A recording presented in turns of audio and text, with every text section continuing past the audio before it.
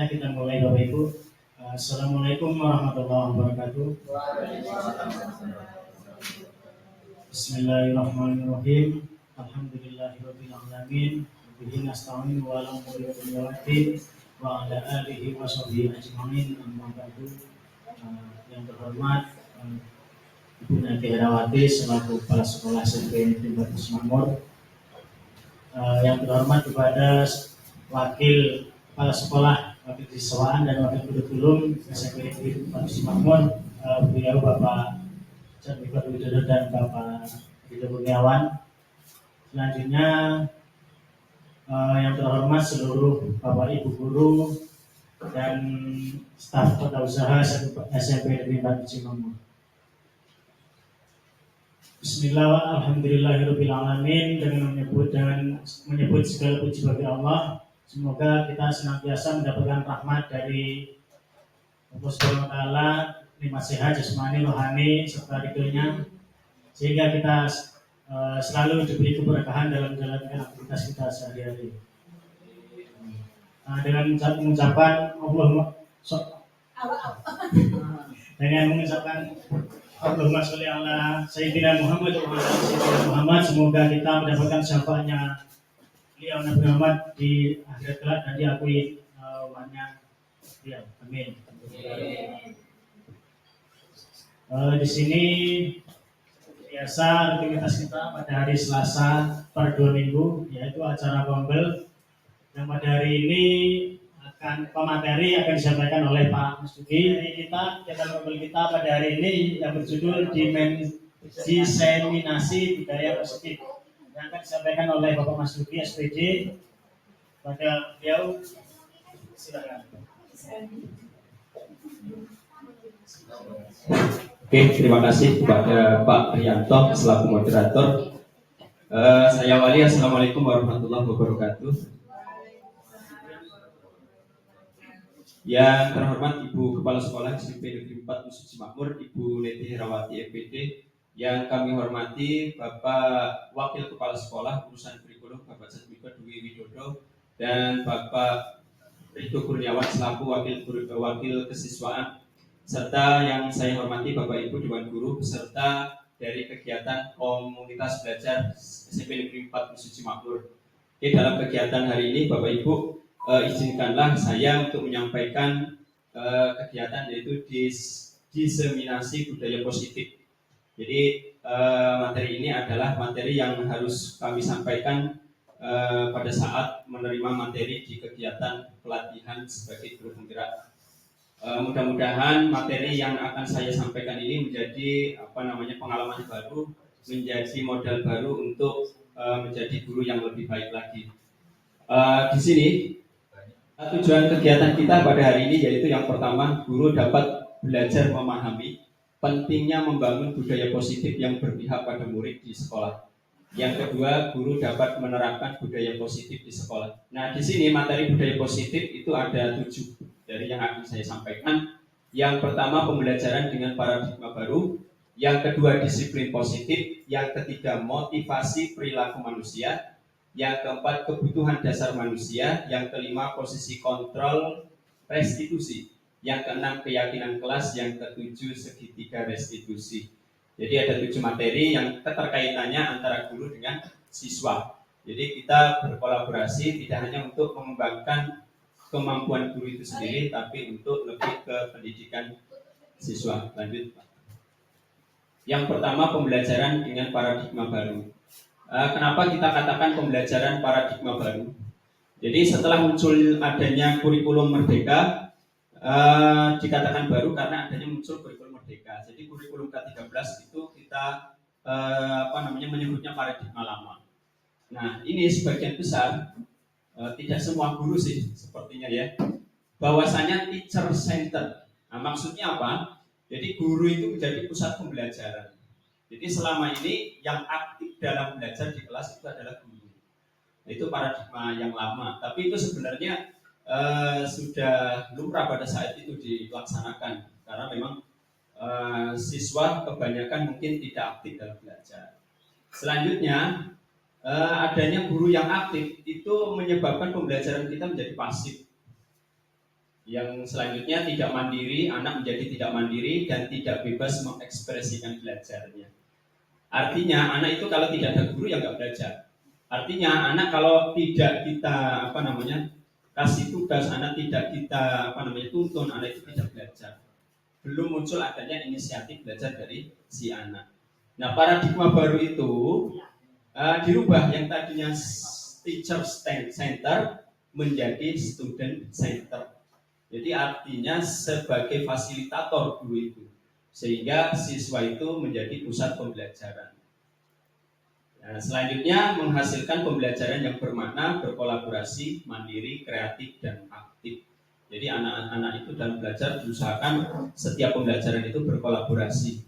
Di situ ada interaksi antara siswa yang satu dengan siswa yang lain. Jadi artinya siswa yang bisa dalam belajar itu akan membantu siswa yang memiliki kekurangan dalam belajar. Nah, paradigma baru itu didasari atas filosofi pendidikan Ki Hajar Dewantara. Tidak asing lagi bagi kita yang mana Ki Hajar Dewantara sering kita peringati sebagai Hari Pendidikan Nasional yang jatuh pada tanggal 2 Mei. Yang mana dikenal sebagai filosofinya Ingarso Sung Turodo, Ingmadyo Mangunkarso, Tutwuri Handayani. Jadi 3 semboyan ini yang menjadikan paradigma baru itu sebagai asas atau dasar pendidikan. Seorang pendidik harus menjadi contoh yang baik, membangun semangat untuk mencapai kebaikan dan memberikan bimbingan kepada murid. Nah, itu lanjut Pak. Nah, pembelajaran paradigma baru yaitu proses pembelajaran yang mendukung secara penuh pengembangan kognitif dan karakter peserta didik. Jadi ada kognitif, ada karakter. Jadi yang kita utamakan dua konsep. Nah, konsep pembelajaran paradigma baru ini berpusat pada peserta didik sesuai dengan tingkat kebutuhannya. Kebutuhan di sini tidak semua anak itu memiliki kebutuhan yang sama. Jadi di dalam kelas itu mungkin ada yang begitu kita sampaikan materi langsung nyambung, ada yang masih perlu proses, ada yang sama sekali butuh namanya bimbingan dari guru. Nah, yang selanjutnya memberi ruang yang lebih longgar pada pendidik dalam menyusun perencanaan serta merumuskan asesmen yang sesuai dengan kebutuhan peserta didik. Nah, ini perencanaan yang kemarin itu kita membuat RPP itu mungkin asumsi kita bahwasanya formatnya seperti ini. Ya, jadi di kurikulum Merdeka itu perencanaan pembelajaran itu bebas Bapak Ibu. Yang penting ada unsur-unsur pokoknya, tujuan pembelajarannya, capaian atau tujuan pembelajarannya, terus kegiatan pembelajarannya dan asesmen. Kalau yang RPP itu kan tebal, kalau ini cukup 1 lembar bisa kita gunakan sebagai perencanaan. Lanjut. Nah, prinsip pembelajaran paradigma baru yang pertama mempertimbangkan kebutuhan capaian belajar murid saat ini. Jadi capaian belajar murid saat ini itu seperti apa? Untuk SD, untuk SMP, untuk SMA itu berbeda capaiannya. Jadi kalau dahulu itu ada namanya tujuan pembelajaran, terus ada indikator dan sebagainya. Kalau sekarang, kalau dulu itu ada lagi namanya standar kompetensi, ada kompetensi dasar, baru diturunkan ke indikator. Kalau sekarang cukup capaian belajar murid saat ini. Kalau saya gambarkan, analogikan saya mau ke SMP Negeri 4. Itu kan nanti saya melewati Nusa Jaya, Nusa Tenggara. Nah, tujuan saya mau ke SMP Negeri 4, itu tujuan saya. Nah, capaiannya itu bisa nanti saya misalnya dalam mencapai tujuan pembelajaran itu kan ada beberapa capaian pembelajaran, bisa 2, 3 dan sebagainya. Nah, saya bisa saja nanti berhenti di Nusa Jaya, minum dulu, itu capaian 1. Nanti di Nusa Tenggara saya berhenti, itu capaian 2. Jadi saya tidak langsung menuju ke tujuan pembelajaran itu. Saya sempat berhenti, di situ nanti saya mengevaluasi jalannya seperti apa, terus kurang dan kelebihannya di mana. Nah, itu di setiap capaian pembelajaran. Baru nanti sampai di SMP 4 itulah yang namanya tujuan pembelajaran. Jadi tujuan pembelajaran itu disusun berdasarkan beberapa capaian pembelajaran. Nah, membangun kapasitas belajar murid menjadi pembelajaran sepanjang hayat holistik. Nah, ini kita pilih materi-materi yang kira-kira urgen menurut kita. Jadi sampai sepanjang hayat materi yang kita gunakan, yang kita ajarkan itu bermakna bagi anak-anak. Terutama matematika, IPA itu kan bermakna sekali. Kalau yang lain itu tergantung dari profesi. Ya, memang semua mata pelajaran bermakna, cuman tidak semuanya juga dipakai. Lanjut, mendukung perkembangan kognitif karakter murid, menyesuaikan konteks kehidupan murid. Lanjut, Pak. Nah, konsep pembelajaran paradigma baru. Yang pertama, pembelajaran yang berorientasi pada penguatan kompetensi dan pengembangan karakter yang sesuai dengan nilai-nilai Pancasila. Nah, yang sekarang disebut dengan profil pelajar Pancasila. Ada berapa, Bapak Ibu? Ada profil Bu Arum? 6. Masih hangat kalau Bu Arum. Kalau kita apa saja Bu Arum? Yang pertama gotong royong boleh. Lanjut, kreatif, mandiri, bertakwa kepada Tuhan Yang Maha Esa dan berakhlak mulia. Yang kelima, berkebinekaan global. Yang terakhir, bernalar kritis. Jadi ada 6, Bapak Ibu. Ya, jadi karena sekolah kita sudah menerapkan kurikulum merdeka, jadi nanti kalau ditanya profil pelajar Pancasila, kita setidaknya harus tahu atau paham. Apalagi kalau nanti akreditasinya Pak Rido. Oke, lanjut, Pak. Singkat aja. Nah, tahapan perencanaan pembelajaran paradigma baru, Bapak Ibu. Nah, di sini ada menganalisis CP, baru menjadi tujuan pelajaran, baru menjadi alur tujuan pelajaran. Jadi CP, TP, dan ATP. Kalau dulu itu SK, KD, baru ke indikator. Sama saja sebenarnya, cuma ganti istilah. Lanjut, mengidentifikasi TP beserta dimensi profil pelajar Pancasila. Nah, dimensinya nanti kita lihat dimensi-dimensi yang tadi, yang 6. Ini kegiatan ini masuk ke dimensi mana? Yang ketiga, merencanakan pelaksanaan mengolah asesmen diagnostik. Jadi pada saat kurikulum merdeka itu diwajibkan sepertinya, tapi tergantung dari sekolah sih sebenarnya harus melaksanakan asesmen diagnostik. Yang selanjutnya yang nomor 4, personalisasi pembelajaran. Personalisasi pembelajaran itu kita melihat atau mungkin mengambil bahan-bahan seperti apa gitu ya, dipersonalisasi, terus strateginya bagaimana, model pembelajarannya, media pembelajarannya. Yang kelima, pengembangan modul ajar. Modul ajar ini Bapak Ibu nanti ada materi tersendiri ya, bagaimana cara kita menyusun modul ajar. Modul ajar itu bisa 1 kali pertemuan, bisa 1 kali bab pertemuan, ya tergantung dari kebutuhan kita. Lanjut, yang keenam, perencanaan, pelaksanaan, dan pengolahan hasil asesmen formatif dan sumatif. Yang sumatif ini nanti dalam bentuk rapot pendidikan atau rapot siswa. Yang ketujuh, pelaporan hasil belajar. Nah, ini sudah dalam bentuk rapot. Yang kedelapan, evaluasi pembelajaran dan evaluasi menyeluruh. Nah, ini yang perlu kita tingkatkan. Nah, di sini ada program intrakurikuler dan kokurikuler. Intrakurikuler, pembelajaran terdiferensiasi. Nah, ini yang sudah disampaikan kemarin oleh Pak Wid, bahwasanya pembelajaran diferensiasi, pembelajaran yang berpihak kepada murid. Ya, pikiran kita terdiferensiasi mungkin kalau ada 5 tipe belajar siswa, berarti kita harus memakai 5 cara. Ya memang benar kita memakai 5 cara, tapi dikombinasikan dalam satu pembelajaran. Bukan berarti kita menerapkan 5-5-nya dalam 1 kali kegiatan, tidak. Nah, misalnya yang 1 kinestetik, yang 1 audiovisual, yang 1 mungkin menggambar. Jadi kita bisa langsung menjadikan 1 kegiatan pembelajaran itu. Jadi nanti anak yang senang gambar ya silakan pakai menggambar, yang senang musik, jadi mungkin Pak Andre sudah menerapkan menggunakan audiovisual, ya menggunakan audiovisual. Ya kita nggak bisa memberikan 1 pembelajaran 1 kegiatan, tidak. Memang agak berat. Sekarang dulu tuntutannya harus mengerti akan kebutuhan anak. Lanjut, Pak.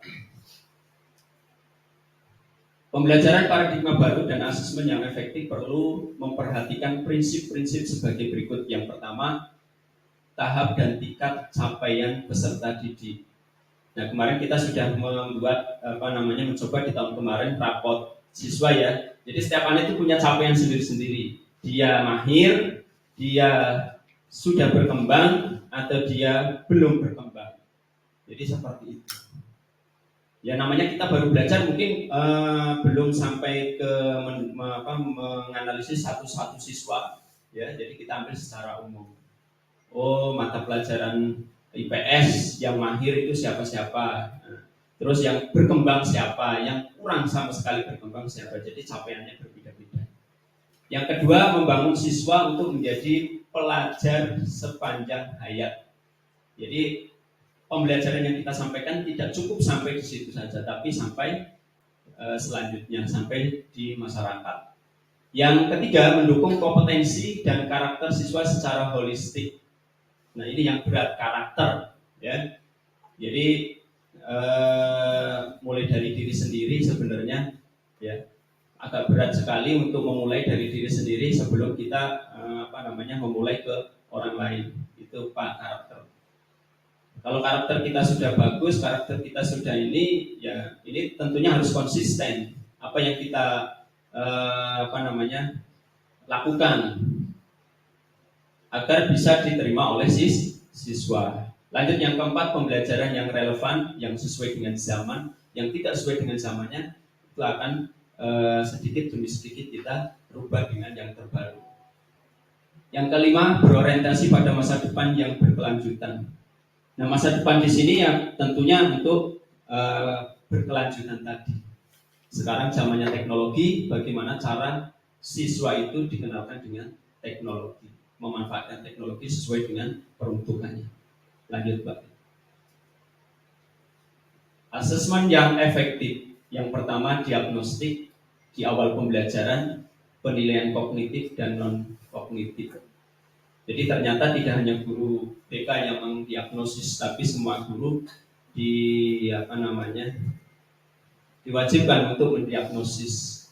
Kenapa kita sekarang memakai diagnosis? Karena guru itu menjadi sebuah profesi, seperti halnya dokter. Jadi dokter itu sebelum memberikan obat itu kan mendiagnosis. Sama, kita dianggapnya profesi yang mana sebelum kita melakukan pembelajaran harus melakukan diagnostik.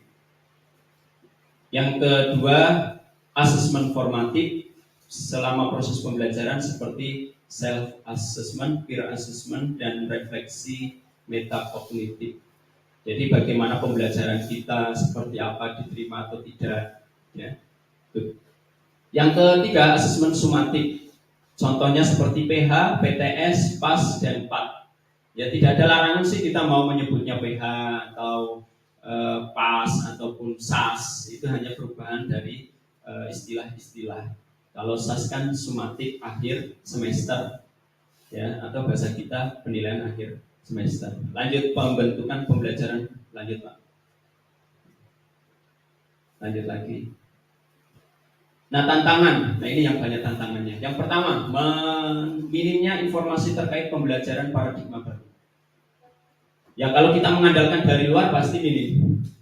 Ya artinya memang dimulai dari diri sendiri. Bagaimana kita tergerak untuk mau belajar, tergerak untuk mau menambah pengetahuan kita terkait dengan pembelajaran paradigma baru.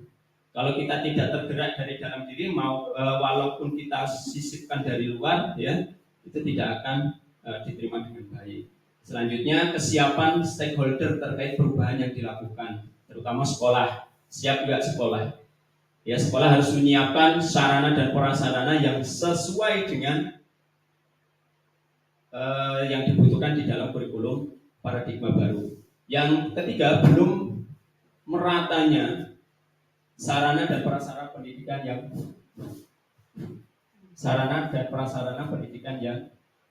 memadai.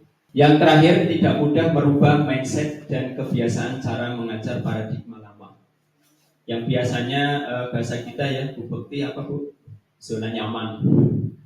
Zona nyaman, merubah zona nyaman menjadi zona tidak nyaman itu sangat mudah. Misalnya saya sudah terbiasa seperti ini, mau diminta untuk merubah, menambah pengalaman baru, itu saya rasa kalau saya pribadi juga sangat berat sekali.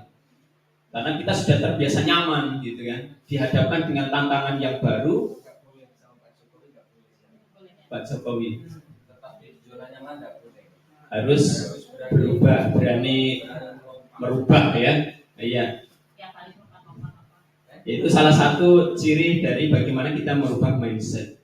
Mindset itu sangat sulit kalau tidak ada motivasi dari dalam diri.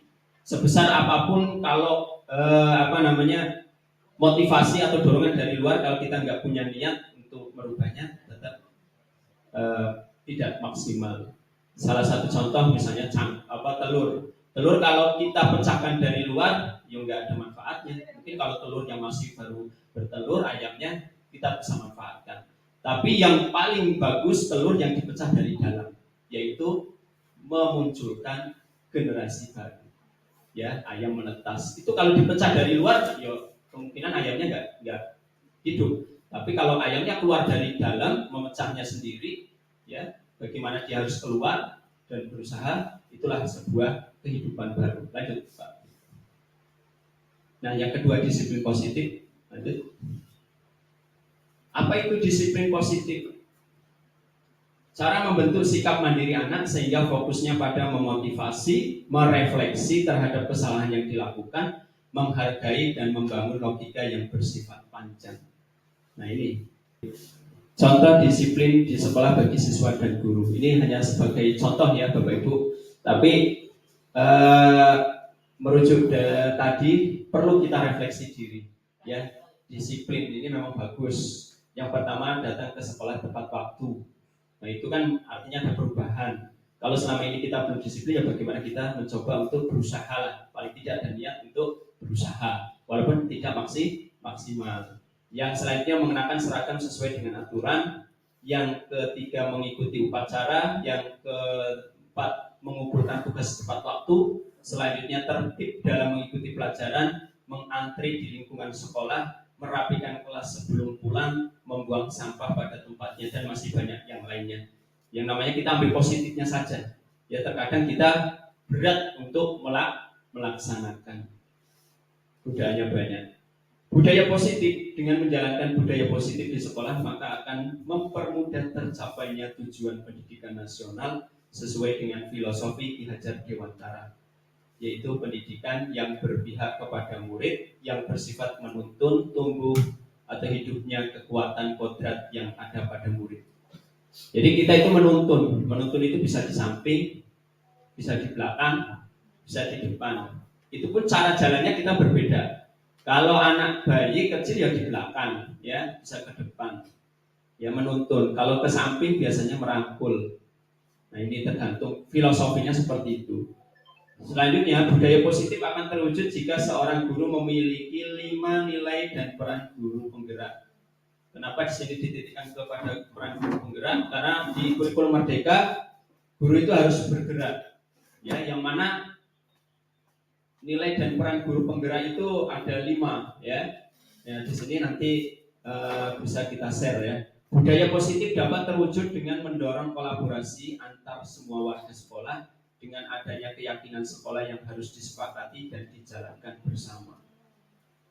Jadi kita harus berkolaborasi, bekerja secara bersama bagaimana mewujudkan kesepakatan sekolah atau keyakinan sekolah. Jadi kita harus saling mengingatkan bahwasanya keyakinan yang sedang kita buat, sebetulnya keyakinan itu adalah bersumber dari semua warga sekolah, bukan dari salah satu pihak. Jadi harus benar-benar dikolaborasikan, harus benar-benar ditampung suaranya seperti apa keyakinan kelas. Kalau keyakinan sekolah itu sudah ada, itu bukan keyakinan kelas, tapi peraturan sekolah yang dibuat oleh salah satu pihak di mana warga sekolah harus mentaati. Ya, bedanya antara keyakinan sekolah dengan peraturan sekolah. Kalau peraturan itu tahu-tahu, wah ini peraturannya harus dilaksanakan. Kapan buatnya? Rahasia yang buat. Itu peraturan sekolah. Kalau keyakinan kelas, semua warga sekolah atau guru itu memiliki suara, nanti kita tampung bagaimana bahasanya, kita sepakati bersama, itu menjadi sebuah bukan peraturan ya, kesepakatan sekolah atau keyakinan sekolah. Nah ini kira-kira selama ini kita sudah melaksanakan belum, dan itu menjadi refleksi kita bersama. Lanjut Pak. Disiplin positif. Disiplin positif merupakan cara penerapan disiplin yang mengajarkan anak bertanggung jawab dan menumbuhkan kesadaran berdasarkan nilai-nilai kebajikan. Jadi nilai-nilai kebajikan kita itu ada banyak, misalnya sopan santun, terus menghormati guru, menjaga kebersihan, terus ketertiban dan sebagainya. Itu dasar dari disiplin positif. Disiplin positif harus lebih ke arah disiplin diri yang dapat mengontrol diri dalam melakukan segala tindakan. Kembali ke diri kita. Disiplin sebelum terjadi di lingkungan sekitar kita dimulai dari diri kita sendiri. Disiplin positif mampu membuat murid memahami dan menyadari sesuatu berdasarkan motivasi internal, bukan akibat paksaan, pujian, penghargaan maupun hukuman. Ya, jadi ini garis besarnya, motivasi internal, bukan motivasi eksternal. Kalau motivasi eksternal, selama motivasi itu ada, kita semangat. Tapi kalau motivasi itu udah nggak ada, kita kembali ke habitat. Tapi kalau motivasi internal, dimanapun tempatnya, kapanpun suasananya, situasinya, insya Allah tetap konsisten. Makanya kita sangat berat untuk memiliki motivasi internal. Motivasi perilaku. Nah ini motivasi perilaku manusia. Ada apa sih di situ? Kita melakukan sesuatu itu berdasarkan apa? Tujuannya apa? Kalau kita melakukan sesuatu punya tujuan dari dalam diri, ya insya Allah akan bertahan lama. Tapi kalau motivasinya dari luar, selama di luar itu nggak ada motivasi, tidak berjalan. Yang pertama, untuk menghindari hukuman atau ketidaknyamanan. Jadi motivasi itu untuk menghindari hukuman. Contohnya, misalnya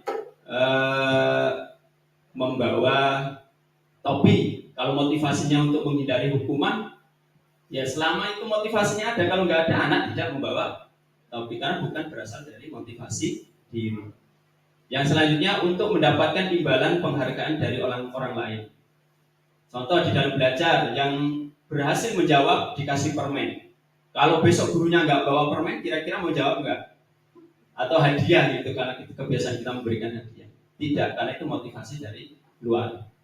Nah itu yang kedua. Yang ketiga, untuk menjadi orang yang mereka inginkan dan menghargai diri sendiri dengan nilai-nilai yang mereka percaya. Jadi saya membuang sampah misalnya ya, saya membuang sampah itu kepercayaan saya apa sih? Oh mungkin di sekitar kita saja.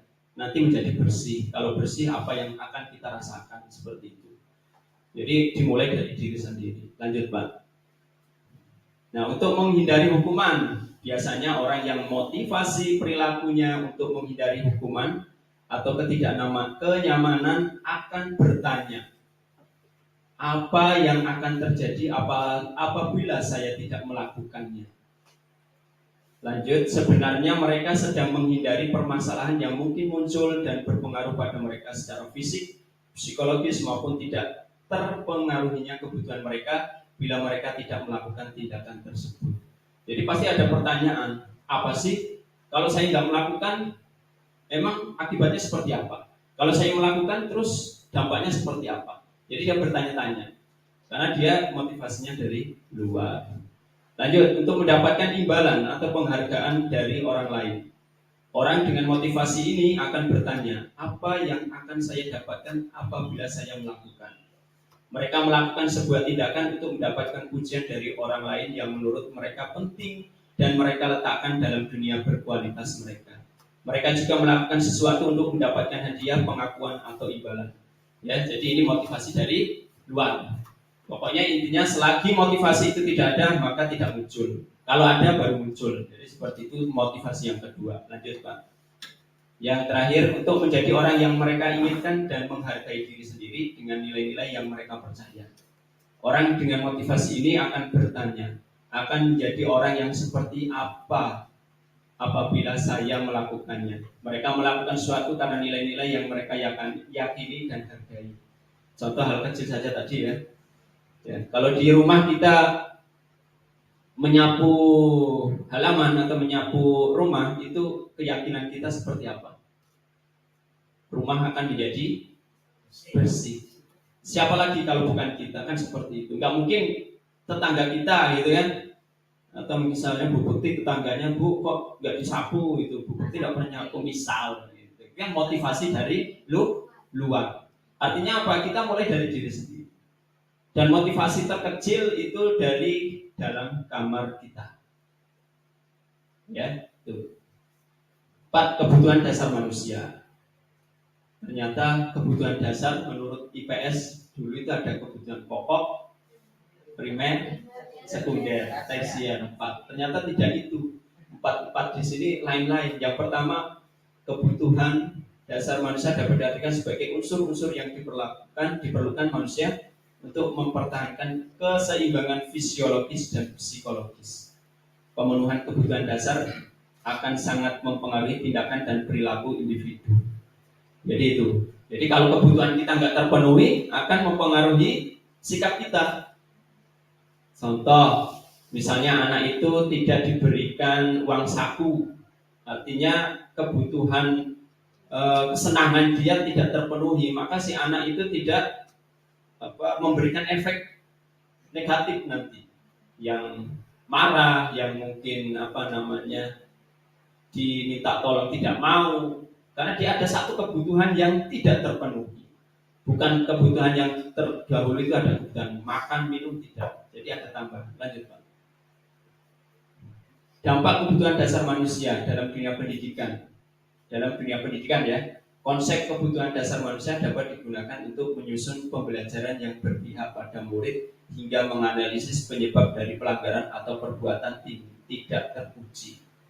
Nah, ini menjadi tugas berat kita sebagai guru ya, yang selama ini anak-anak punya karakter yang mungkin perlu kita bimbing. Itu kita tanya, kenapa dia melakukan seperti itu? Nanti ada kebutuhan yang belum terpenuhi di situ.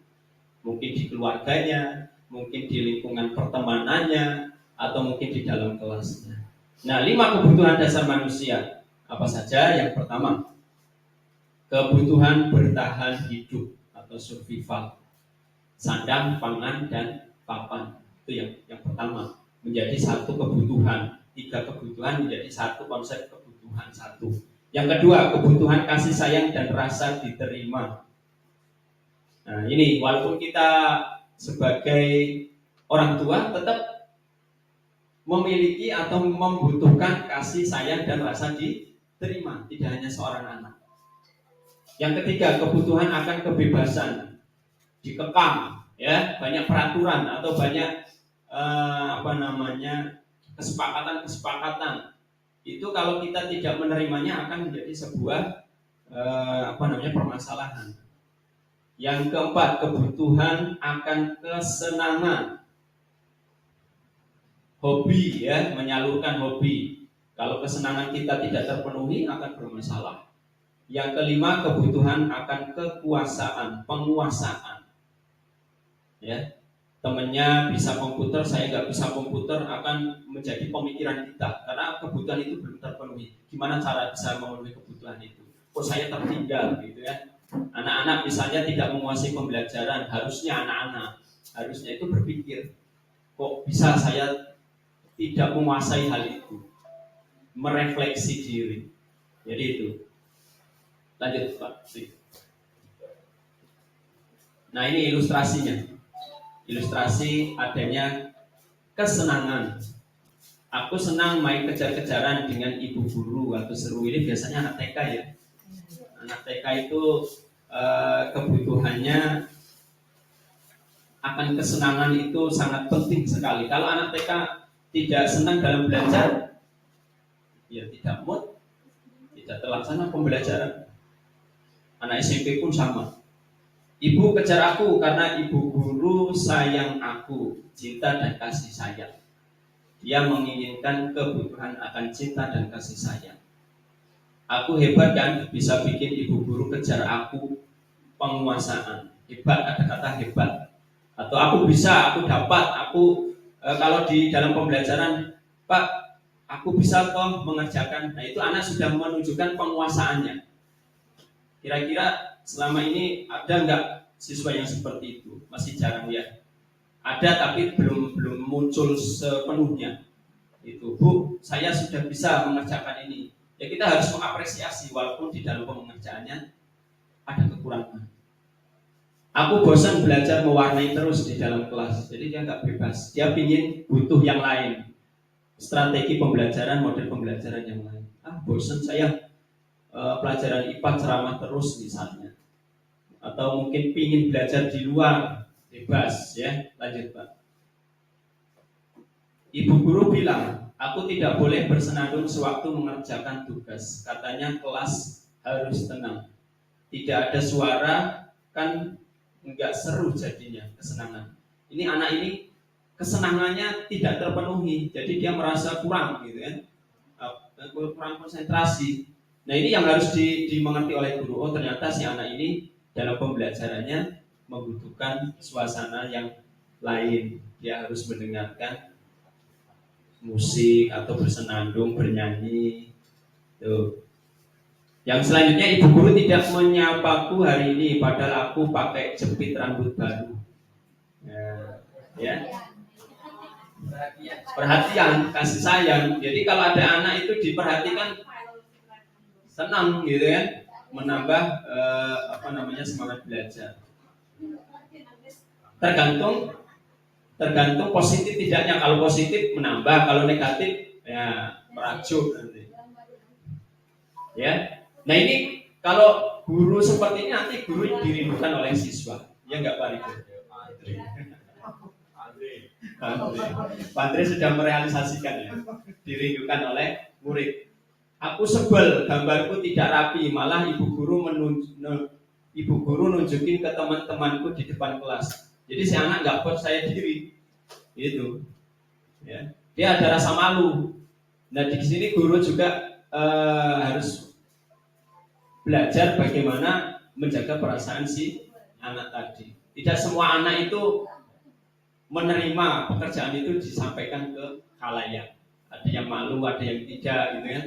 Ada yang mungkin meminta, Pak, bacakan, atau mungkin Pak, ini kasihkan, gitu kan. Ya, tergantung anak. Aku bosan, masa belajarnya cuma gitu-gitu aja, dengerin ibu guru aja. Kebebasan. Ini harus dilontarkan karena tidak semua kebutuhan anak itu sama. Lanjut Pak. Menyetir mobil itu seru nggak Pak Rido? Seru ya. Kalau tujuannya tujuannya indah, seru ya. Seru ya. Harus ada tujuan yang jelas. Biar bisa jalan-jalan naik mobil sama teman-temanku, cinta kasih sayang. Dia butuh cinta dan kasih sayang dari teman-teman. Aku merasa bangga dan keren penguasaan. Ya. Aku senang bisa pergi ke tempat-tempat yang aku suka. Jadi dia bebas. Ya, dia merasa bebas. Lanjut. Yang kelima, posisi kontrol restitusi. Ada 5. Posisi kontrol restitusi. Yang pertama, pemberi hukuman. Yang kedua, pembuat rasa bersalah. Yang ketiga, teman. Yang keempat, pemantau. Dan yang kelima, manajemen. Nah, kita lihat satu-satu. Lanjut Pak. Nah ini pemberi hukuman. Seorang penghukum bisa menggunakan hukuman fisik maupun verbal. Orang-orang yang menjalankan posisi penghukum senantiasa mengatakan bahwa sekolah memerlukan sistem atau alat yang dapat lebih menekan murid-murid lebih dalam lagi. Ciri khas penghukum adalah nada suara tinggi, bahasa tubuh, mata melotot, dan jari menunjuk-nunjuk dan menghardik. Konsekuensi logis dari akibat penerapan peran kontrol penghukum adalah kemungkinan murid marah dan mendendam atau bersifat agresif. Nah ini mungkin pengalaman-pengalaman kita ya. Ya kita tidak memungkiri bahwa kita pernah menjadi seorang penghukum. Tidak mungkin tidak gitu kan. Gitu. Tapi itu akan kita rubah bagaimana konsepnya. Guru yang menerapkan posisi penghukum akan berkata, patuhi aturan saya atau awas, gitu ya. Lanjut, kamu selalu salah dan salah, gitu. Selalu, pasti selalu yang terakhir selesai. Kamu pasti selalu terakhir. Iya. Lambat lagi. Oke. Terlambat lagi, pasti terlambat lagi, selalu datang terlambat. Kapan bisa datang tepat waktu? Nah, ini menjadi refleksi kita sebelum kita mengatakan ini, kita harus tanya dulu. Mungkin si anak ini punya masalah, punya hambatan di luar, ada kebutuhan yang memang belum terpenuhi. Lanjut, tanyakan kepada diri Anda belum, Pak? Bagaimana perasaan murid bila guru berbicara seperti itu pada saat muridnya datang terlambat? Kira-kira seperti apa ya? Kalau dengan cara yang pertama tadi menghukum, ya murid akan lari, besok tidak mau sekolah. Ya. Kalau anak SMP mungkin masih berpikir, kalau anak SD, anak TK harusnya alhamdulillah masih berangkat sekolah. Ya nanti kita lihat. Kita belajar bersama, Pak. Guru seperti ini senantiasa percaya hanya ada satu cara agar pembelajaran bisa berhasil, yaitu cara dia. Iya. Kalau salah, lari 5 kali langsung, atau push up 10 kali. Nah itu cara kita itu benar atau salah? Nanti kita lihat. Lanjut, Pak. Pembuat rasa bersalah. Pada posisi ini biasanya guru atau orang tua akan bersuara lebih lembut.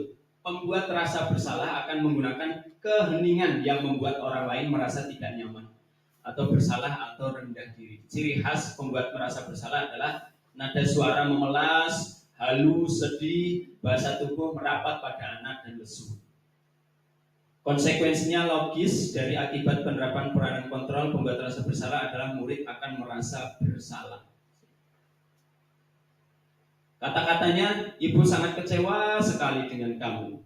Ya, bahasanya kan memelas. Lanjut, berapa kali bapak harus memberitahu kamu ya? Gimana coba kalau orang tua kamu tahu kamu berbuat begini? Nah ini bahasanya kan memelas, mendekat gitu ya. Dia merasa bersalah si anak. Di posisi ini murid akan memiliki penilaian diri yang buruk tentang diri mereka. Oh ternyata aku salah terus. Apa yang saya buat kok nggak ada benernya. Murid merasa tidak dihargai, mengecewakan orang-orang yang disayangi. Ada lagi nih, Adi, kamu ini bagaimana ya? Kamu sudah berjanji dengan ibu tidak akan terlambat lagi. Kamu kenapa ya senang sekali mengecewakan ibu? Ibu benar-benar kecewa sekali. Nah, bagaimana perasaan murid bila ditegur seperti cara ini? Ya sebenarnya ini cara ya pernah kita lakukan gitu. Sering banget. Teman. Nah ini yang ketiga teman. Yang pertama tadi penghukum, rasa bersalah. Yang ketiga teman. Guru pada posisi ini tidak akan menyakiti murid, namun akan tetap berupaya mengontrol murid melalui pendekatan. Ya. Ciri khasnya suara tulus, bahasa tubuh tidak kaku, mendekat ke murid. Konsekuensinya murid dapat menjadi pribadi yang mandiri, merdeka dan bertanggung jawab atas segala perilaku dan sikapnya yang pada akhirnya dapat menciptakan lingkungan yang positif, nyaman dan aman. Tapi tidak semudah yang kita pikirkan ya Bapak Ibu. Bukan sekali kita melakukan teknik manajer, anak langsung bisa melakukan itu. Butuh keseriusan, butuh continue selalu dan selalu. Ya seperti hanya tadi ada si Permadi, ya harus selalu diingatkan. Karena manajer ini selalu membimbing. Lanjut Pak, coba. Nah, seorang manajer akan berkata, apa yang kita yakini, kembali ke keyakinan kelas. Kalau sekolah berarti kalau keyakinan sekolah. Apa yang kamu meyakininya? Apakah kamu meyakininya? Jika kamu meyakininya, apa harus bersedia memperbaikinya? Jadi hanya pertanyaan-pertanyaan guru itu, tapi pertanyaan yang mengarah kepada si anak, bagaimana anak itu mengakui kesalahannya. Yang pertama, kenapa dia melakukan kesalahan itu. Selanjutnya guru membimbing si anak tadi apa yang harus diselesaikan, apa yang harus kamu lakukan. Nah, jadi dia membuat solusinya dia sendiri, apa yang harus dilakukan. Kalau kita minta, ya besok diulangi lagi. Manajer sebagus apapun tetap kadang terulang kembali. Apa rencana kamu untuk memperbaiki hal ini? Nah, ini lanjut. Contoh, Adi, apakah kamu mengetahui jam berapa sekolah dimulai? Tahu Pak, jam 7. Ya, jadi kamu terlambat. Kira-kira bagaimana kamu akan memperbaiki masalah ini? Saya bisa menanyakan teman saya Pak untuk mengejar tugas yang tertinggal. Baik, itu bisa dilakukan. Apakah besok akan ada masalah untuk kamu agar bisa hadir tepat waktu ke sekolah? Tidak Pak, saya bisa hadir tepat waktu. Baik, saya hargai usahamu untuk memperbaiki diri. Jadi solusi itu bukan dari guru, tapi solusi dari siswa. Ya kita hargailah walaupun siswa itu kadang solusinya tidak dilaksanakan. Itu tadi terus kita bimbing. Lanjut Pak. Nah, posisi kontrol guru yang ideal itu manajer, ya Bapak Ibu. Jadi dari kelima tadi, ya posisi yang ideal itu adalah manajer. Guru berbuat sesuatu yang mempertanggungjawabkan perilakunya dan mendukung murid agar dapat menemukan solusi atas permasalahannya sendiri. Posisi manajer juga mengacu pada segitiga restitusi, yaitu menjelaskan mengenai pemahaman saya terkait segitiga restitusi yang dapat menjadikan murid sebagai manajer bagi diri sendiri sehingga nantinya tercipta keberhasilan identitas positif. Lanjut Pak. Nah, yang keenam, keyakinan kelas. Keyakinan kelas merupakan disiplin positif yang bisa diterapkan dalam membangun budaya positif di sekolah. Keyakinan ini akan membantu murid untuk mengembangkan disiplin diri karena murid akan belajar mematuhi keyakinan kelas yang telah dibuat sendiri. Lanjut. Nah, keyakinan kelas Bapak Ibu, kalau kemarin kan saya juga merasakan keyakinan kelas itu saya buat sendiri, itu ternyata bukan keyakinan kelas. Ternyata keyakinan kelas itu dibuat berdasarkan nilai-nilai yang ada pada anak. Jadi kita musyawarah dengan anak, kira-kira apa yang harus kita sepakati, harus peraturan apa yang harus kita buat. Jadi anak punya ide peraturan-peraturan tadi. Setelah itu kita akomodasi semuanya, kita cek bahasanya, jangan menggunakan bahasa negasi. Seperti hanya tidak atau jangan atau tidak boleh itu tidak boleh digunakan. Jadi menggunakan bahasa yang positif. Jangan membawa HP, ternyata nggak boleh. Saya teringat almarhum Pak Putu juga seperti itu, dilarang menggunakan HP, nggak boleh menggunakan HP. Tapi bahasanya dirubah, menggunakan HP sesuai dengan instruksi guru itu. Jadi tidak boleh pakai kata jangan sekarang ya. Dan juga kemarin saya baca mengikuti di media sosial, pendidikan sekarang nggak boleh pakai jangan ya. Karena kalau pakai kata jangan itu kan negasi dulu ke pemikiran kita negatif. Ya, jangan lari-lari. Kira-kira boleh nggak Bapak Ibu? Jangan lari-lari nanti terpeleset. Ya, jalan pelan-pelan. Itu dirubah bahasanya. Sepertinya sepele ya, tapi itu membentuk karakter. Kenapa keyakinan kelas? Ya sambil saja. Nunggu atau lanjut? Tunggu. Oke ya, sambil lanjut, sambil dengarkan azan. Kenapa keyakinan kelas bukan peraturan kelas? Keyakinan kelas memiliki tujuan bahwasanya akan memberikan dampak dan merasakan secara langsung bagi yang melakukannya. Misalnya budaya positif di sekolah yang akan memberikan dampak positif. Sedangkan peraturan kelas dibuat untuk dipatuhi dan jika dilanggar akan mendapatkan hukuman atau konsekuensi. Peraturan kelas dibuat secara bersama-sama dan dengan kesepakatan bersama. Seharusnya seperti itu. Ya. Jadi pembelajaran kita bahwasanya keyakinan kelas harus dibuat secara bersama-sama. Lanjut. Tujuan keyakinan kelas membangun budaya positif di sekolah dengan adanya keyakinan kelas diharapkan mampu mewujudkan tujuan dari pendidikan yang lebih berorientasi pada profil pelajar Pancasila. Nah, ini cara merumuskan keyakinan kelas. Yang pertama, meminta siswa untuk menuliskan keyakinannya, membuang sampah pada tempatnya, menghargai kawan, berbicara sopan dan sebagainya. Membahas keyakinan yang ditulis, memilih keyakinan kelas, dipilih ya. Jadi yang tadinya sama dikelompokkan jadi satu keyakinan, nanti kita buat satu kesimpulan. Mengubah keyakinan agar menjadi kalimat positif. Yang tadi menggunakan kata tidak atau jangan kita rubah menjadi kalimat positif. Menyepakati keyakinan kelas. Ya. Nah ini walaupun belum berjalan secara efektif, kalau kita lakukan secara terus-menerus nanti akan berjalan. Jadi peraturan itu harus dibuat secara bersama. Ini kesepakatan, ini kemarin saya coba ke 81. Kemarin ada yang sudah membuat 10 kesepakatan kelas. Saya ke kelas itu ada yang nggak piket, ada yang mengatakan kamu melanggar keyakinan kelas nomor berapa gitu. Jadi anak itu sudah tahu, walaupun hanya 1 dari 10 hanya 1 yang dia ingat. Setidaknya kita sudah melakukan. Jadi keyakinan kelas ada 10, boleh 5, boleh 4 dan seterusnya berdasarkan kesepakatan bersama. Lanjut Pak. Segitiga restitusi. Apa itu restitusi?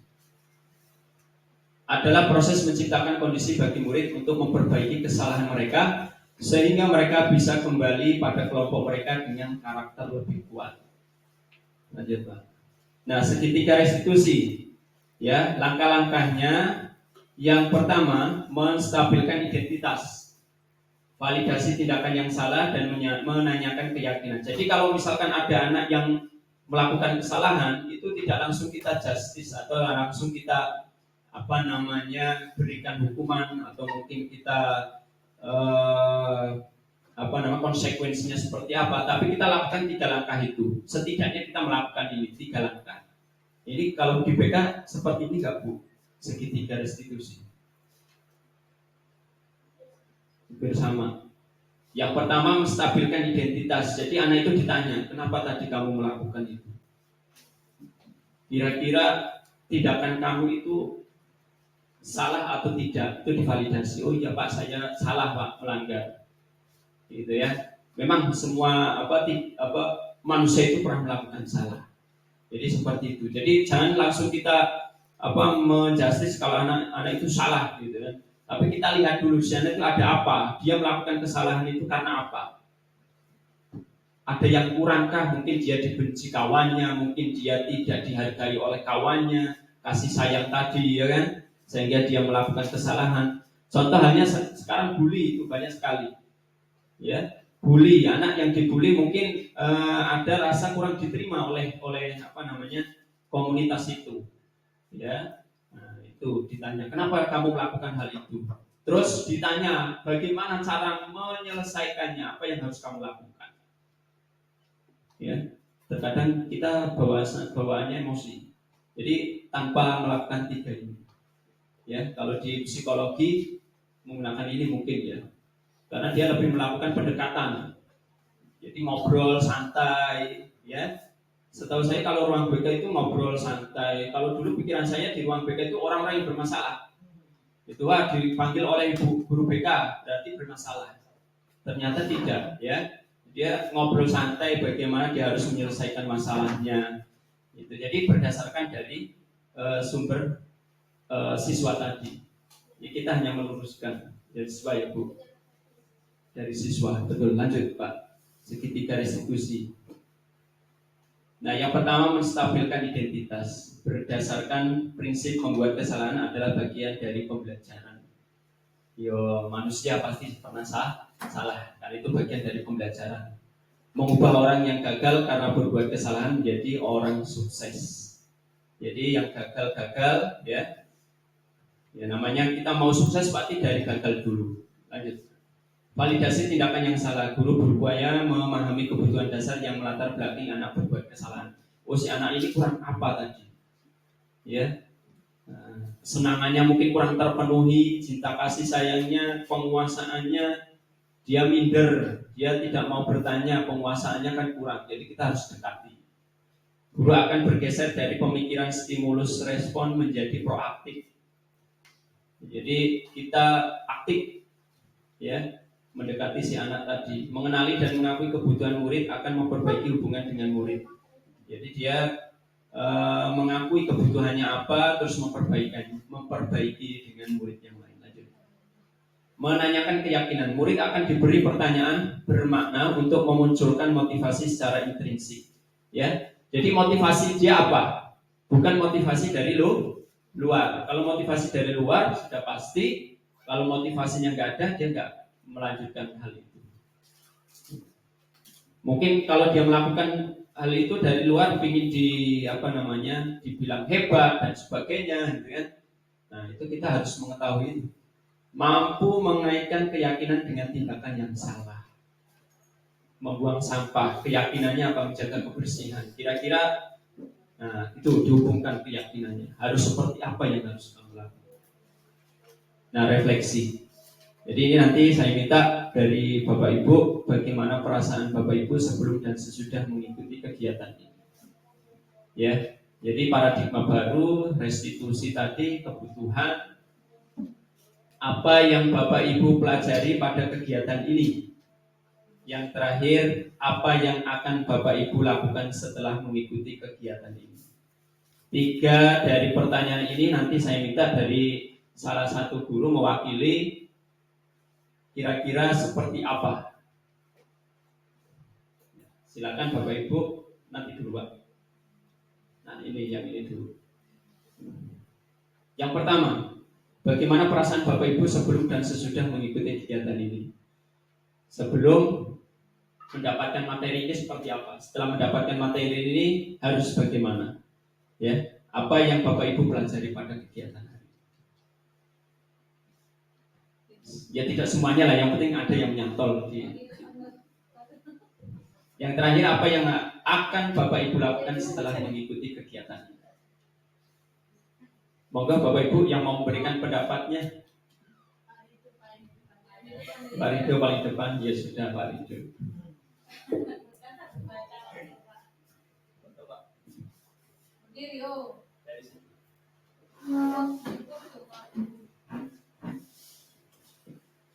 Bagaimana perasaan Bapak Ibu sebelum dan sesudah mengikuti kegiatan ini?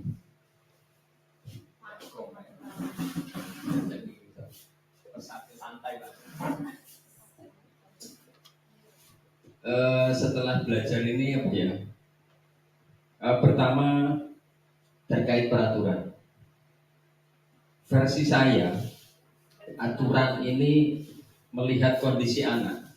Memang kalau melihat apa yang disampaikan di materi Pak Mas Duki, seolah-olah kita itu kayak kejam gitu.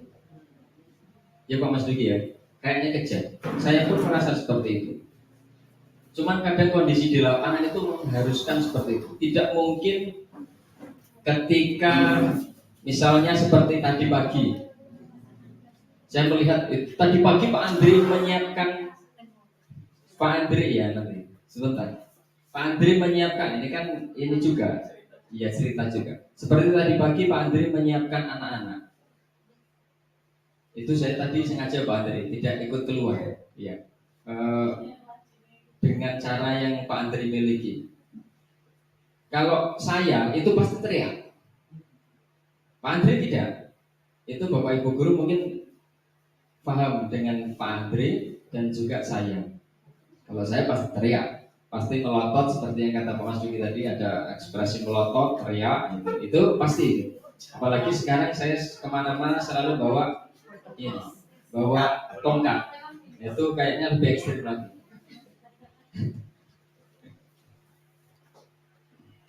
Kadang itu tadi Pak ya, jadi perasaannya setelah mengikuti kegiatan ini, tentu ternyata banyak yang salah dengan cara yang sudah kita lakukan. Cuman itu kalau kita lakukan untuk, kalau versi saya Pak ya, masih debat ini soalnya, masih di hati masih debat. Kalau untuk 1-2 individu mungkin kita masih bisa mengayomi, tapi ketika kita sudah harus berhadapan dengan 283 siswa, itu solusi terakhirnya adalah teriak dengan melotot sambil nunjuk. Nah itu tadi. Nah itu mungkin apa yang Bapak Ibu pelajari pada kegiatan ini. Yang saya pelajari tentu ketika di kelas khususnya, atau ketika ada kesalahan-kesalahan individu seperti anak terlambat, itu mungkin nanti kedepannya kita bisa lebih lebih pro dengan anak, tidak modelnya yang langsung adjust, oh dia bersalah, karena biasanya kadang anak itu terlambat memang kadang karena motornya. Jadi untuk anak-anak yang kesalahannya individu itu biasanya saya pun juga tidak langsung ngegas. Itu biasanya ngegasnya hanya ketika saya sudah berhadapan dengan 283, itu pasti butuhkan power. Apa yang akan Bapak Ibu lakukan setelah mengikuti kegiatan ini? Ya tentu apa yang menurut saya perlu diperbaiki, terutama terkait melotot. Insya Allah kalau di kelas itu tidak ada ekspresi, apalagi di saya kejamnya itu ya hanya ketika berhadapan dengan 283. Kalau hanya itu individu, menurut saya sejauh ini setiap individu siswa ketika ketemu dengan saya pun juga si hai Mas ya. Nah, itu saja. Terima kasih. Oke, beri tepuk tangan untuk Pak Ridho. Terima kasih Pak Ridho. Ya mungkin yang disampaikan oleh Pak Ridho itu mewakili kita semua ya Bapak Ibu. Karena memang tuntutan dari pendidikan yang sekarang itu lebih intinya bahasanya itu memanusiakan manusia lah gitu kan. Tapi kita terus berusaha untuk memperbaiki. Nah selanjutnya Bapak Ibu terkait dengan tadi penanganannya ya, kenapa dia harus klasikan, mungkin motivasi tadi, kembali ke motivasi tadi ya Pak Ridho. Si anak tadi motivasinya seperti apa, kan seperti itu. Kalau dengan Pak Andre kok beda dengan Pak Ridho, ya itu tadi motivasinya mungkin sudah terekam ke anak. Kalau misalkan Pak Andre mungkin lebih ke motivasinya, kontrolnya seperti apa. Kan tadi ada 5 kontrol. Apakah sebagai pemantau, teman, hukuman dan sebagainya. Tapi tetap yang ideal, bukan artinya yang bukan terbaik lah, pokoknya ideal yang tadi yang sebagai manajer. Oke.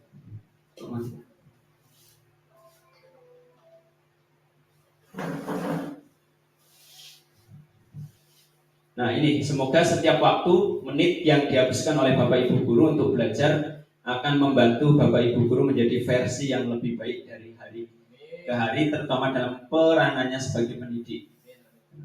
Semoga menjadi guru yang tergerak untuk belajar, bergerak untuk menerapkannya, dan menggerakkan untuk saling berbagi. Lanjut. Terima kasih. Ada lagi Pak, yang ini terakhir. Bukan seperti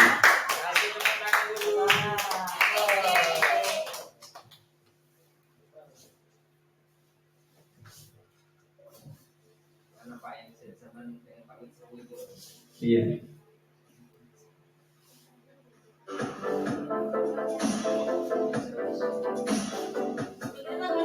Ini ada contoh ya Bapak Ibu monggo diperhatikan. Kita saksikan bersama.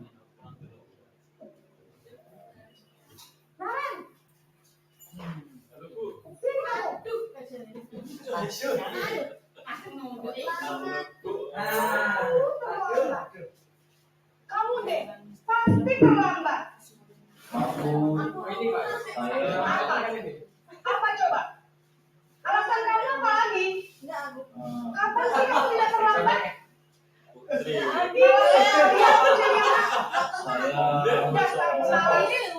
Gak kapok sih kamu. Sudah berapa kali terlambat? Sana, kamu keliling lapangan basket 2 kali.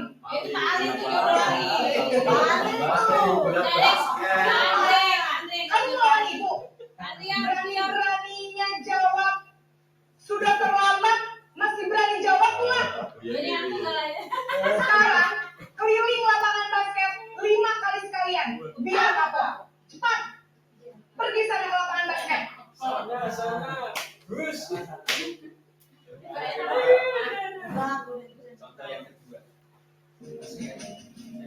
Ini, aduh kayak wis mantep jalannya. Wah, putri nanya. Oh, Sen. Ingat, Aduh. nanya. Selamat pagi Bu. Naren. Kamu kenapa terlambat lagi, Nak? Ya Tuhan, Naren. Kamu senang ya bikin ibu susah ya? Ya aku ini masih Kalau kamu terlambat lagi, nanti ibu yang ditunggu bapak kepala sekolah, Nak. Disangka ibu tidak bisa membina kamu. Duh, gimana ini? Versi yang kedua. Maaf Bu. Duh, Gusti Naren. Salah. Kamu suka ya kalau ibu ditegur bapak kepala sekolah? Terus, sekarang ibu harus tulis apa yang di buku absen? Ini kamu sudah sering terlambat loh. Ibu harus apa coba? Maaf Bu. Maaf sekali. Ya sudah, lain kali jangan bikin ibu susah lagi ya nak ya. Ibu tidak akan kuat lagi kalau kamu begini terus. Bisa jantungan kalau ibu. Maaf ya Bu. Maaf sekali.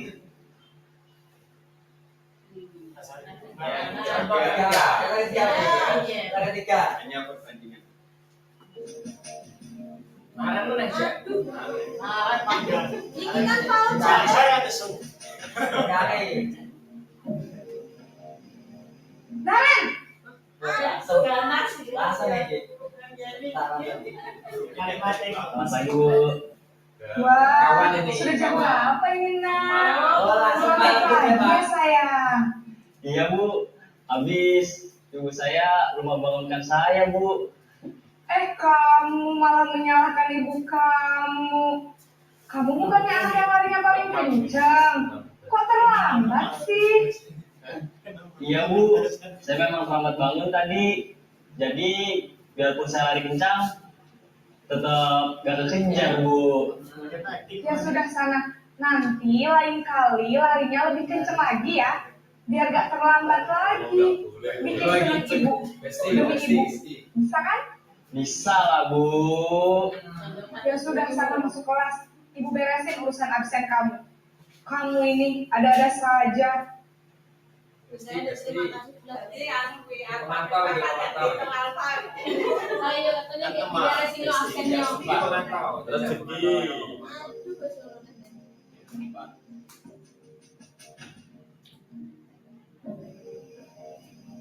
Naren,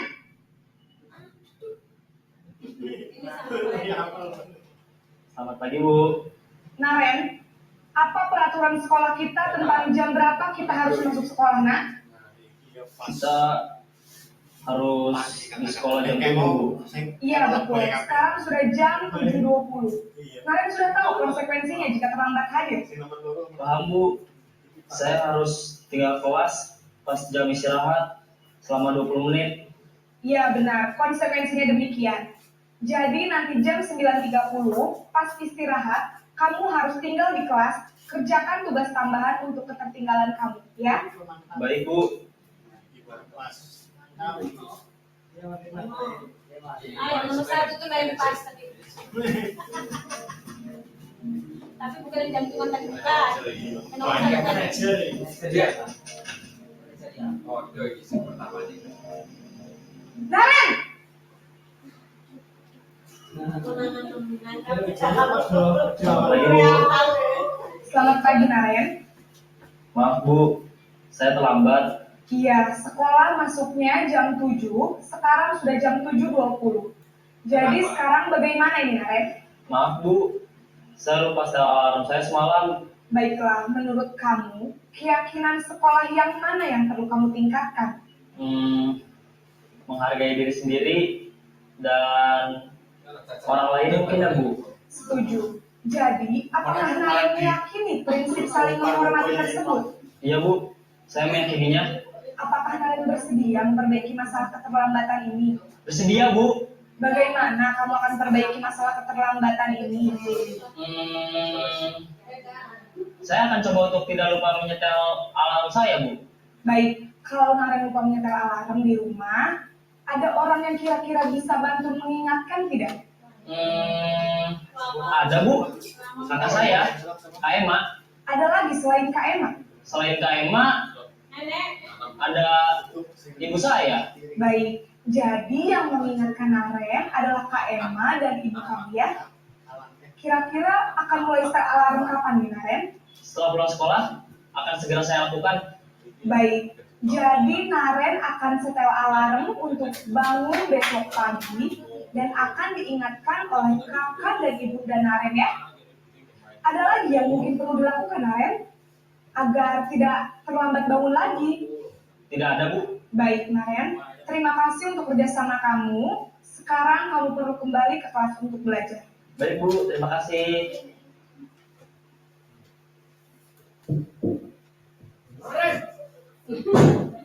Oke, dari kelima contoh tadi merefleksi diri masing-masing ya. Kira-kira pernah melakukan lima-limanya atau salah satunya. Ya, jadi tidak perlu saya minta untuk memberikan pendapat untuk hal ini. Ini hanya merefleksi diri kita. Yang paling ideal sebagai seorang guru itu yang fungsi kontrol nomor 5. Nah, terkait dengan yang tadi, kalau untuk anak kita bagaimana? Kan pola pikirnya berbeda, jelas ya. Untuk anak SD, untuk anak SMP, anak SMA itu jelasnya berbeda. Akan tetapi kita rujukannya seperti inilah dalam menangani sebuah permasalahan. Yang pertama harus mengidentifikasi menstabilkan identitas tadi. Ya, yang kedua baru menanyakan keyakinan tadi, kesalahan tadi, ya, memvalidasi kesalahan. Baru yang ketiga menanyakan keyakinan seperti apa. Ya, walaupun hal kecil yang anak itu berikan, misalnya saya mau merubahnya dengan cara ini, tetap kita hargai, ya. Nah, ini untuk kita semua bahwasanya di dalam budaya positif tidak hanya kegiatan kita sehari-hari, tapi bagaimana kita memberikan kesempatan kepada anak apabila menghadapi suatu permasalahan kita melakukan pendekatan yang idealnya sebagai manajer. Itu saja yang bisa kami sampaikan, kurang lebih kami mohon maaf. Ini sebagai bahan untuk kita belajar bersama, setidaknya kita mulai dari diri sendiri. Itu saja. Ada yang mau disampaikan Bapak Ibu? Cukuplah ya. Nah, itu saja dari kami. Apabila dalam penyampaiannya ada kekurangan dan mungkin tidak pas, kami mohon maaf yang sebesar-besarnya. Kepada Allah kami mohon ampun. Kami akhiri, wabillahi taufik wal hidayah. Wassalamualaikum warahmatullahi wabarakatuh.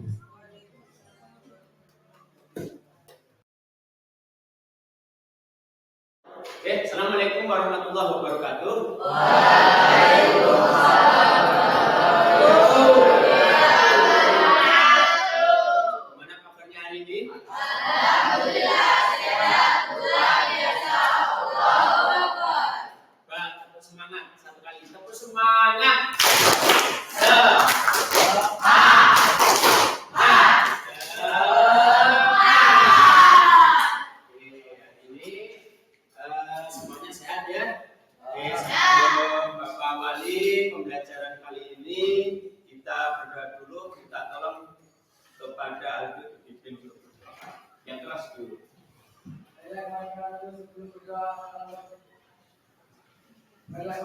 Sebelum belajar maka kita percaya kita masing-masing juga mulai.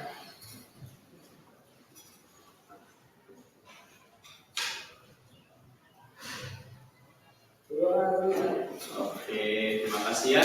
Mudah-mudahan dengan adanya doa tadi, apapun kegiatan kita pada hari ini mendapatkan berkah dan itu dari Tuhan yang Maha Esa. Amin. Allahumma amin. Sebelumnya kita lanjutkan untuk menyanyikan satu lagu nasional. Kepada Megawati dipersilakan. Silakan. Lagunya apa? Satu. Oke, silakan.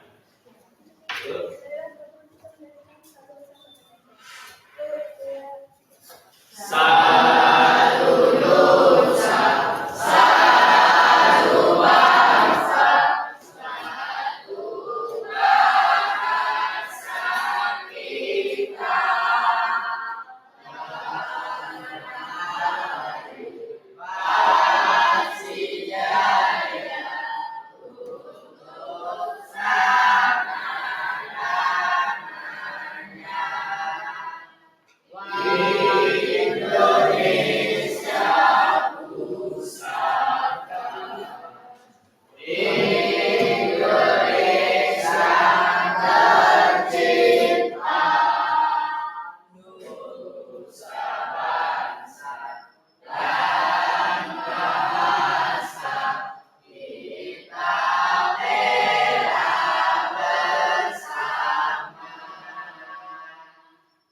kasih. Beri tepuk tangan untuk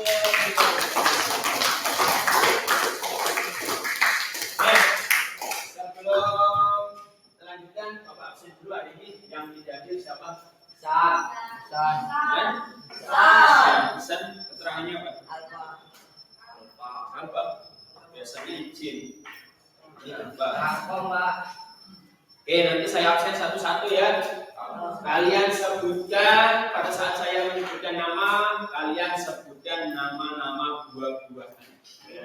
Oke, buah-buahan. Tidak boleh sama. Kalau sama, cari lagi. Oke. Ahmad Jalan. Buah apa? Jeruk. Aldo. Semangka. Alimuttohar. Duren. Indonesia. Peach plum. Oh, bukan apel ya. Ya. Bayar dulu. Ini kelas berapa ini? Oke, sebelum kita ke pembelajaran, alangkah baiknya ya untuk kelancaran kita bersama pembelajaran kita di kemudian hari, kita hari ini akan mencoba membuat kesepakatan. Membuat apa? Kesepakatan. Coba siapa yang bisa memberikan pendapatnya apa itu kesepakatan kelas? Menurut kalian apa sih kesepakatan kelas? Ya, coba tunjuk tangannya yang bisa memberikan pendapatnya. Apa itu kesepakatan kelas? Aturan. Nah, berarti kesepakatan kelas itu apa? Ya, menurut si siapa? Seni apa tadi? Aturan kelas yang disepakati oleh satu kelas. Jadi nanti peraturan kelas yang disepakati oleh seluruh kelas. Beri tepuk tangan untuk kita semua.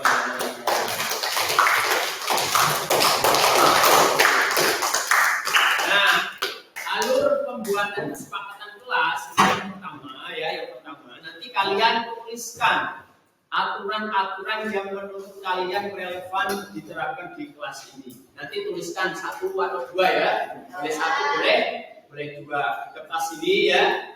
Nah, yang pertama, yang kedua nanti akan kita lihat. Jadi aturan-aturan yang kalian sudah tulis nanti akan kita saring ya. Nah, aturan-aturan tersebut kita saring, kita kelompokkan yang sejenis ya. Kita kelompokkan yang mirip, jadikan satu aturan. Yang ketiga, baru nanti kita susun bahasanya. Ya, bahasanya menjadi bahasa yang positif. Baru yang keempat, kita buat draft kesepakatan kelas yang disetujui oleh seluruh warga kelas. Kalian paham? Paham. Siapa yang belum paham? Yang belum paham? Bagikan kawannya keliling ya. Ini bagikan ke belakang juga. Satu aja ya, satu. Tulis saja nanti kesepakatan atau peraturan yang akan kalian buat, tulis. Boleh 1, boleh 2 ya. Jangan lebih dari 5. Boleh 1, boleh 2, boleh 3, boleh 4. Nanti kalau sudah ditempelkan depan sini ya.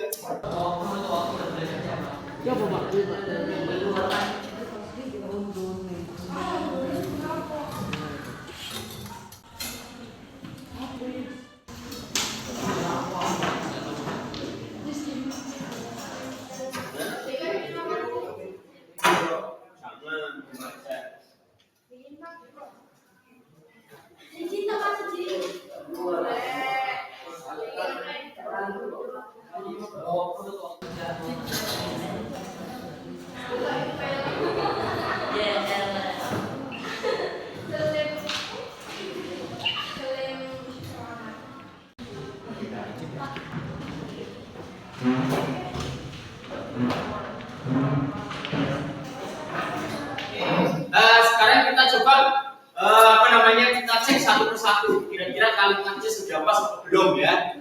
Nah, nanti kalau kalimatnya belum pas, baru nanti kita diskusikan bersama. Oke, kita cek satu persatu. Yang pertama ya, yang pertama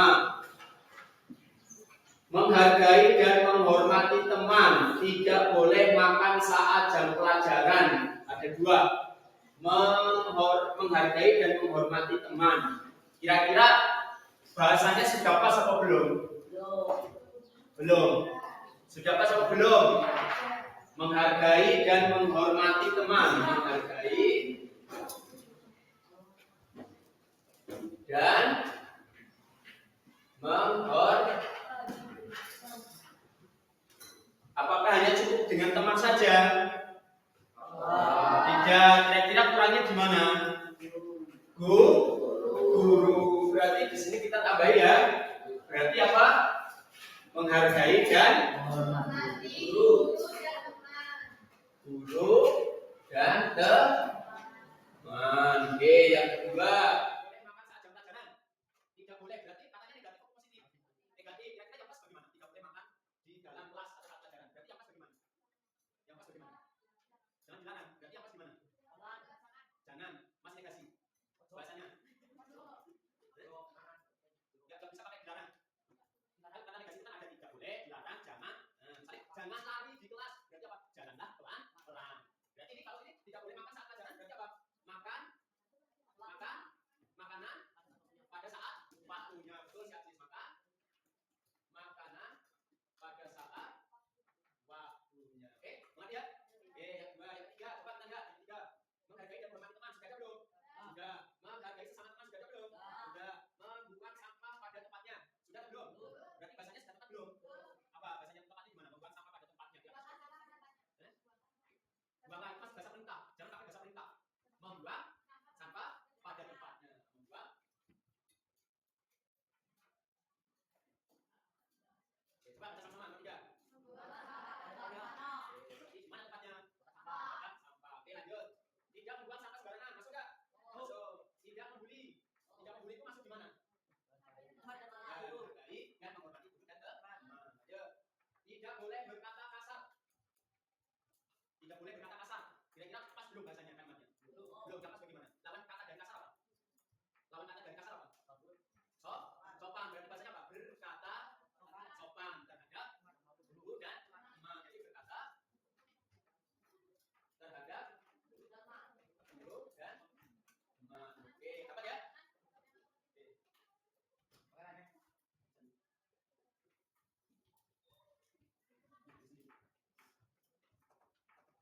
Oke ya, kita lanjutkan.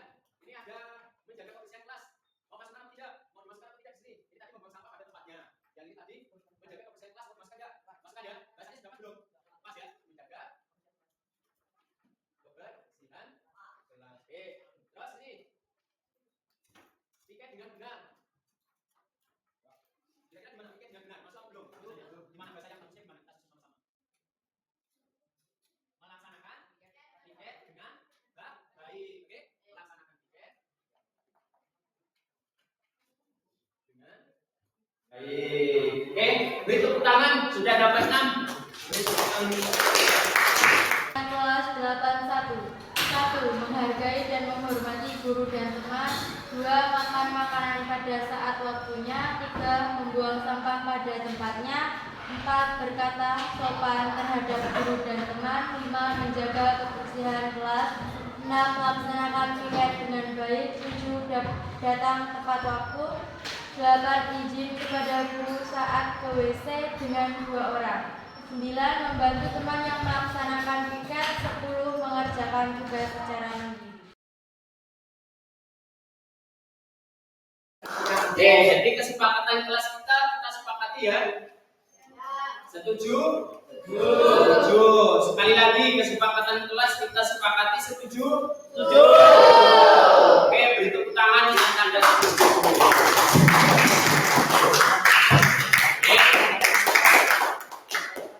Saja ya, jadi kesepakatan kelas kita ini ya setidaknya menjadi panduan kita untuk melaksanakan kegiatan bersama-sama di dalam kelas. Kalau ada yang melanggar dari kesepakatan kelas, ya sesama teman harus saling mengingatkan. saya minta nanti sekretaris siapa? Jadi saya minta siapa ya si Seni aja dulu untuk mencatat ulang kesepakatan kelas biar nanti Pak Mas ketikan ya, nanti kita buat di kertas, kita tempel di kelas bahwa kita punya kesepakatan ke kelas. Oke, silakan Seni ditulis dulu. Oke. Nah, itu saja dari Bapak kesepakatan kelas kita. Mudah-mudahan kelas kita menjadi kelas yang tertib, berjalan baik. Amin ya. Mas akhiri, wassalamualaikum warahmatullahi wabarakatuh. Waalaikumsalam.